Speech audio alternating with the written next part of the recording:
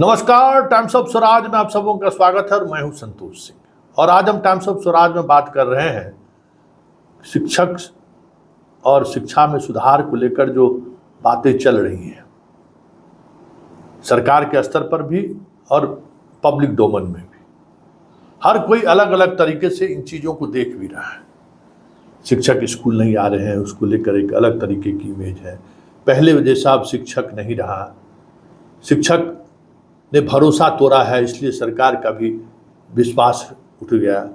बहुत सारी चीज़ें चली आ रही हैं। पब्लिक भी कहती है कि ये मास्टर लोग पढ़ाते नहीं हैं, सिर्फ वेतन लेते हैं।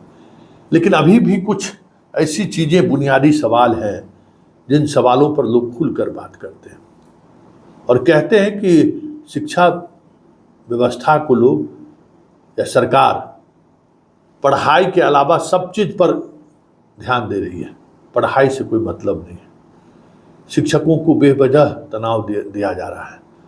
शिक्षकों को बेवजह ऐसी चीज़ों से जोड़ा जा रहा है जो शिक्षकों को भ्रष्ट बना रहा है।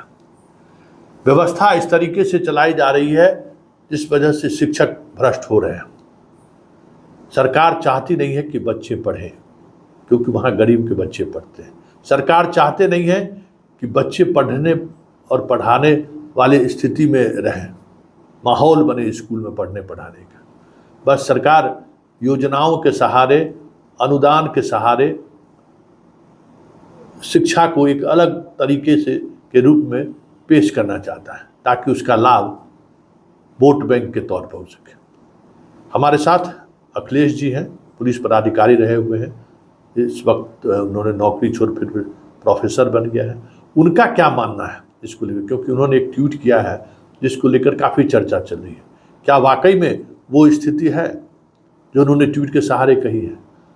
और अगर वो स्थिति है तो हर किसी को, शिक्षक को भी मनन करने की जरूरत है और एडमिनिस्ट्रेशन में जो लोग हैं उन्हें भी मनन करने की आवश्यकता है कि शिक्षा को शिक्षा ही रहने दीजिए, शिक्षा के मंदिर को शिक्षा का मंदिर ही रहने दीजिए। कि जो शिक्षा के आला अधिकारी है, एक छोटा सा एग्जाम्पल लीजिए, शिक्षकों का मान मर्दन कर रहे हैं, ऐसे थोड़ी ना शिक्षा सुधरेगा।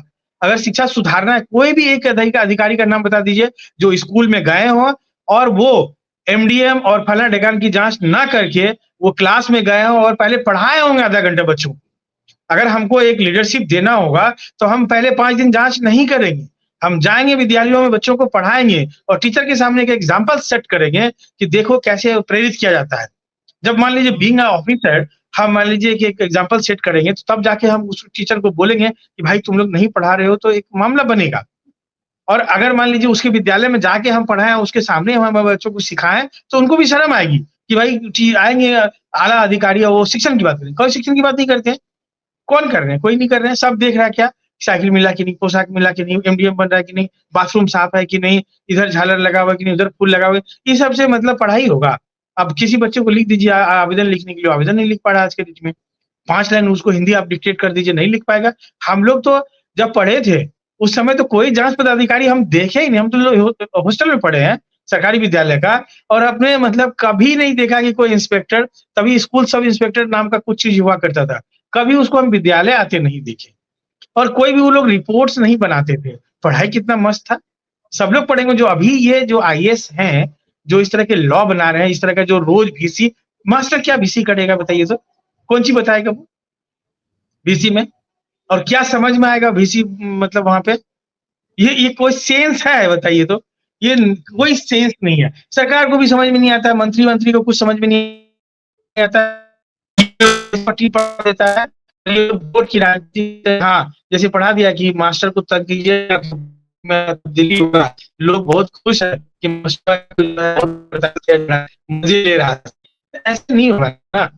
अब मामला लीजिए, इस तरह कई चीजें उलझी हुई हैं आपस में, और इनको सुलझाने के लिए लीडरशिप नहीं है हमारे पास।